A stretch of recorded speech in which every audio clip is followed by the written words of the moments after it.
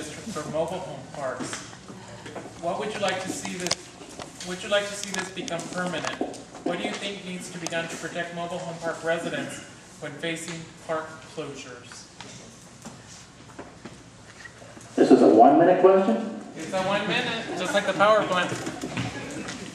My familiarization with the mobile home overlay is probably not as well as some of those up here on the table. However, looking at it, I spoke to both the mobile home owners and as well as park owners during this campaign, both concerned, both not satisfied with the overlay as it sits right now. And I do believe that if we're going to get satisfaction out of the overlay, we're going to have to go back and look at it again. I also was looking at it from the land side and from the ownership side, and was wondering if it's possible, or I know it's been done before, but could we, in some of these parks, condominiumize the actual lots that may be in those parks for the individual mobile home owners? I mean, so if you're talking about changing it if the park is going bankrupt or if the park is going out of business, that may be a possibility. So I really don't have the answers, and I don't have the, oh, sorry, I'm red. Wait a minute, but I'd like to certainly try. Just come in that order. Come in that order, Steve, so you can answer next. Well, I supported the overlay because I knew that at the time we were leaving a very, very significant portion of our community and our population, one that is extremely vulnerable because of a lot of times age and a lot of times income. We're leaving them without any protection.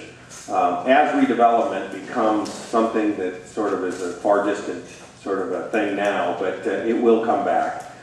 We need to give protections to the folks that may be displaced by redevelopment. I think there are some mobile home parks that are protected through the mobile home zone. I think there's some trailer parks along Broadway that we need to seriously look at as candidates for redevelopment. But I think we seriously owe it to the folks that live there and depend on those parks to provide them with a safe, healthy, and clean alternative. And I commit to work on that, and I think we did start to work on that, and in the next 4 years I think we'll resolve it. Yes, the overlay district needs to become permanent, and the current draft of the proposed mobile home park ordinance, which is currently in a state of flux, needs to be completely revamped. The appraisal process for valuing mobile homes needs to allow for fair market value methodology with consideration of comparable sales, rather than considering solely the replacement less depreciation formula being proposed.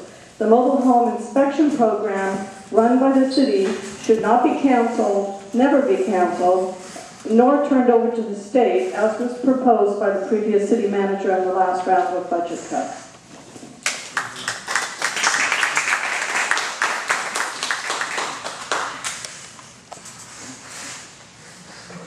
Yes to the overlay district.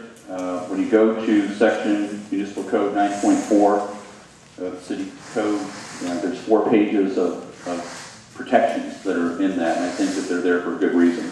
Like any bureaucratic regulation, I think we need to constantly review those, make sure that they're up to date, make sure that we're meeting the targets that we need to take care of in those types of things. I think basically to protect our mobile home residents, I think the best way to do that is to make sure that the parks themselves are economically viable. And you do that by making sure that there's fair rent and fair compensation back to the owners. I know most of these owners, talked with many of them, and they intend to keep these parks. I don't think we're going to see them go to redevelopment. These are family-owned businesses, and I think that for a good long time we're going to see these places become or stay stable. So, but that doesn't mean that we certainly ease up on protections for the residents. Thank you.